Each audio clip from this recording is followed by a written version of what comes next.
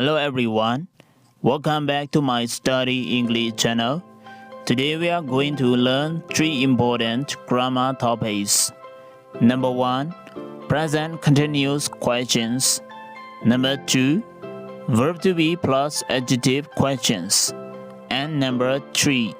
verb to be plus noun questions. အားလုံးပဲမင်္ဂလာပါကျွန်တော်ရဲ့ Study English channel နဲ့ပြန်လည်ပြီးတော့ကြိုဆိုလိုက်ပါတယ်ဒီကနေ့ကျွန်တော်တို့မိကုံးဝါကြ3ခုကိုအတူတူလေ့လာသွားကြမှာပဲဖြစ်ပါတယ်နံပါတ်1 present continuous မိကုံးဝါကြနံပါတ်2 verb to be နဲ့ adjective မိကုံးဝါကြနံပါတ်3ကတော့ verb to be နဲ့ noun မိကုံးဝါကြတို့ကိုလေ့လာသွားကြမှာပဲဖြစ်ပါတယ်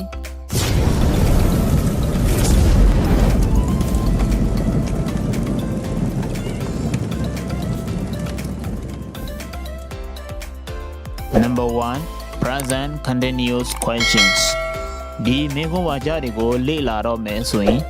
verb to be နဲ့ subject တွဲပုံတွဲနည်းတွေကိုတော့အရင်ဆုံးတည်ထားမှရပါမယ်။မိကုံးဝါကြတွေကိုရေးရင်တော့ subject ကိုအလယ်ထားပြီး verb to be ကိုအခြေမှထားမှရပါမယ်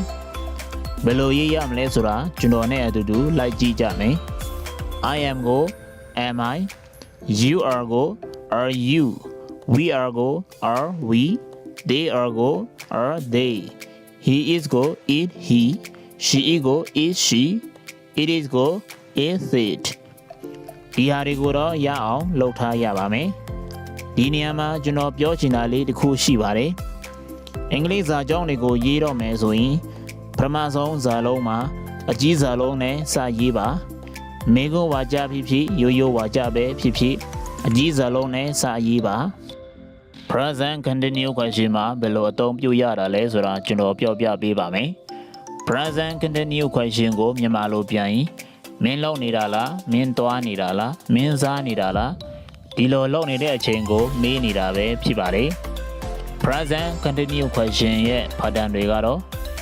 verb to be plus subject plus verb ing ပဲဖြစ်ပါတယ်ဥပမာစာကြောင်းလေးတွေကိုလိုက်ကြည့်ကြမယ်Are you studying English now? မင်းအခုအင်္ဂလိပ်စာလေ့လာနေတာလား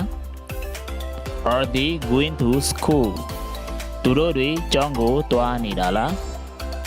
Is she helping her mother? သူမရဲ့အမေကိုကူညီနေတာလားဒါတွေက present continuous question အသုံးပြုနည်းလေးပဲဖြစ်ပါတယ်နားလေသဘောပေါက်ချင်ရင်တော့များများလေ့ကျင့်ပေးပါဒီဟာကိုနားလည်ကြားလိမ့်မယ်လို့ယုံကြည်ပါတယ် Number 2 verb to be plus adjective questions ဒီဟာလည်းအတူတူပါပဲ verb ing နေရာမှာ adjective ကိုထည့်လိုက်ရင်ရပါပြီဒီစာကြောင်းကိုရေးတော့မယ်ဆိုရင်အသုံးပြုရမယ့် pattern လေးကတော့ verb to be plus subject plus adjective ပဲဖြစ်ပါတယ်ဥပမာစာကြောင်းလေးတွေကိုလိုက်ကြည့်ကြမယ်Am I beautiful in your eyes? မြင်မျက်လုံးထဲမှာငါကလှလား Are you hungry? မင်းပိုက်စားနေတာလား Are you angry? မင်းစိတ်ဆိုးနေတာလားဒါတွေကတော့ verb to be နဲ့ adjective မိကုံးဝါကြအသုံးပြုနည်းလေးပဲဖြစ်ပါတယ်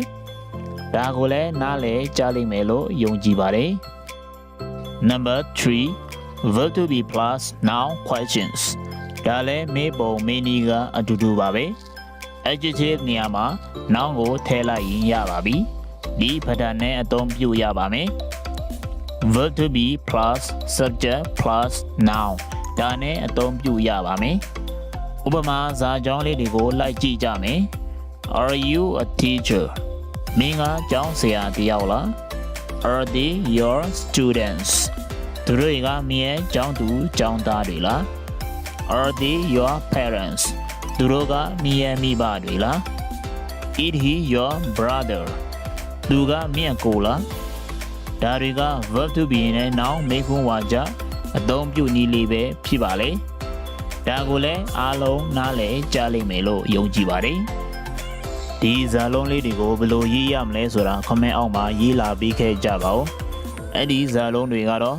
present continuous တွေမင်းအခု TV ကြည့်နေတာလား verb to be နဲ့ adjective အတွက်အင်္ဂလိပ်စာကခမရအတွက်စိတ်ဝင်စားဖို့ကောင်းလား စိတ်ဝင်စားဖို့ကောင်းသောဆိုတာအင်္ဂလိပ်လို interesting verb to be နဲ့ noun အတွက်မင်းကကြောင်သားလားဒါမှမဟုတ်အလုပ်သမားလားဒါမှမဟုတ်ဆိုတာအင်္ဂလိပ်လို or အလုပ်သမားဆိုတာအင်္ဂလိပ်လို worker ဒါလေးတွေကို comment အောက်မှာမှတ်လာပြီးခဲ့ကြပါဦးကျွန်တော်ရဲ့ channel လေးကိုလည်း like follow and subscribe လေးလုပ်ပေးသွားကြဖို့တောင်းဆိုချင်ပါတယ် See you in the next video နောက်ဗီဒီယိုမှာပြန်တွေ့ကြမယ်အားလုံး bye bye